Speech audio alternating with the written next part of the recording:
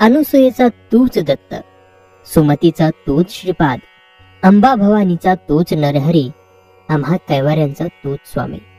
अशक्य हे सारे करीतो शक्य, एका क्षणात भिवू नकोस मी पाठीशी आहे, असे सदा सांगे आम्हास. श्री स्वामी समर्थ महाराजांच्या प्रकट दिनाविषयीची खरी हकीकत. स्वामी समर्थ महाराज कधी आले, कुठून आले, ते कोण होते याबद्दल कोणालाच काही माहिती नाही. पण स्वामी सूत नावाचे त्यांचे एक अतिशय महान भक्त होऊन गेले. त्यांना स्वामी समर्थ आपला मुलगा मानायचे. त्यांच्या अनुभवावरून आपल्याला समजेलच की स्वामी कसे प्रकटले. तर स्वामींच्या प्रकटण्याची हकीकत आता चला आपण पाहूया. शेकडो वर्षापूर्वी एक पंजाब प्रांतात हस्तिनापूर पासून 12 कोस म्हणजे जवळपास 24 किलोमीटर अंतरावर छेलीखेडा नावाचे एक गाव होता. त्या ठिकाणी विजयसिंह नावाचा एक मुलगा आपल्या भाऊ आणि भावजे बरोबर राहायचा. तो मुलगा कोणाही बरोबर मिसळायचा नाही. तर तेथून थोडेशा अंतरावर असणाऱ्या साधारण पडक्या अशा जागेत एक खूप मोठा वटवृक्ष होता. त्यात एक छोटीशी दिवळी होती आणि त्यात एक छोटी गणपतीची मूर्ती होती. तर तो विजयसिंह खूप खिशात गोट्या भरून तिथे जायचा आणि त्या गणपती बरोबर खेळायचा. पण तो मुलगा गणपतीला आपला मित्र मानून त्याचाही डाव स्वतःवरच घेऊन असं खेळायचा. असंच एक दिवस जात होते आणि त्या परमात्म्याला आपला आविष्कार दाखवण्याची गरज वाटू लागली.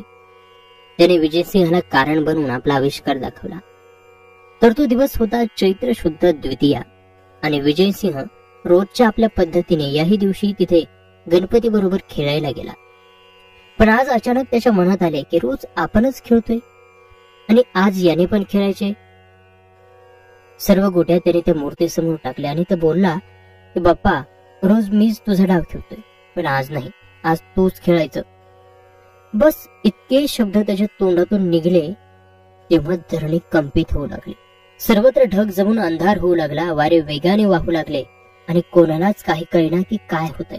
पण काय करणार, ती अद्भुत शक्ती आज प्रकटणार होती आणि तिच्याच आगमनाची ही सूचना होती.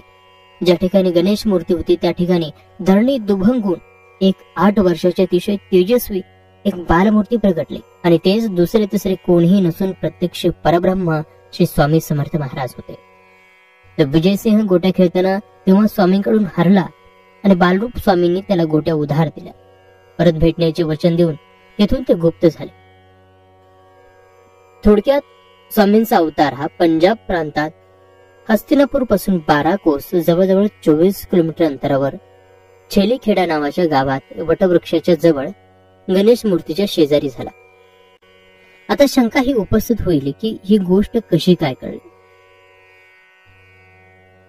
पण या गोष्टीचा उलगडा असा झाला, कोकणातील हरिभाऊ म्हणजे स्वामीसूत हे अक्कलकोटला आले होते आपल्या ऐहिक इच्छापूर्तीसाठी. तेव्हा तेथे काही दिवस ते वास्तव्याला होते आणि एक दिवस स्वामींनी त्यांना जवळ बोलावले, मांडीवर घेतल्याने सांगितले की आजपासून तू माझा सूत झालास. सर्व घरदार सोडून दे आणि दर्या किनारी माझी ध्वजा उभी कर. हे ऐकून हरिभाऊंना रडू कोसळले, कारण ते इथे ऐहिक इच्छापूर्तीसाठी आले होते आणि महाराज तर सर्व सोडायला सांगताहेत. हे पाहून त्यांना थोडं रडू कोसळलं. तेव्हा स्वामी त्याला म्हणाले की रडतोस काय, माझे पोट बघ किती मोठे आहे, त्याच्यावर हात फिरव बघू. आणि ज्यावेळी हरिभाऊंनी तसे केले त्यांना ध्यान लागले आणि त्यामध्ये त्यांना आपले सगळे जन्म आठवू लागले आणि त्यातील त्यांना एक आपलाच जन्म आठवला, विजयसिंह. म्हणजे दुसरा तिसरा कोणी नाही तर तो स्वतः स्वामीसुतांचाच पूर्व अवतार होता. आणि त्यानंतर सर्व गोष्टीचा उलगडा झाला.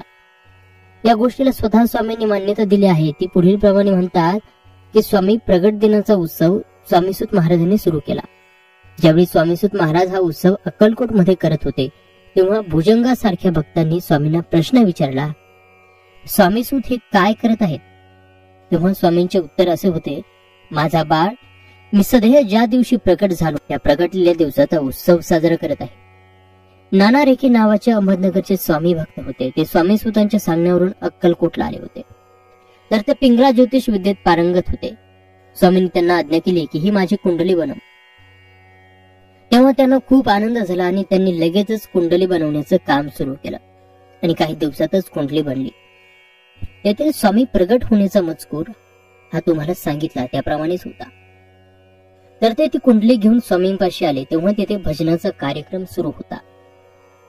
तेव्हा स्वामींनी ती कुंडली भक्तांना सांगून माळ्यावर टाकायला सांगितली आणि ज्यावेळी कार्यक्रम संपला आणि परत स्वामींनी कुंडली आणण्याची आज्ञा केली तेव्हा त्या कुंडलीवर हळद, कुंकू, अक्षता, तुळस, फुले वगैरे वाहून सर्व देवतांनी त्या कुंडलीची पूजा केली होती. आणि आजही स्वामींची ही कुंडली स्वामींच्या अहमदनगरच्या मठामध्ये आहे. तर श्रोतेहो, आशा आहे तुम्हाला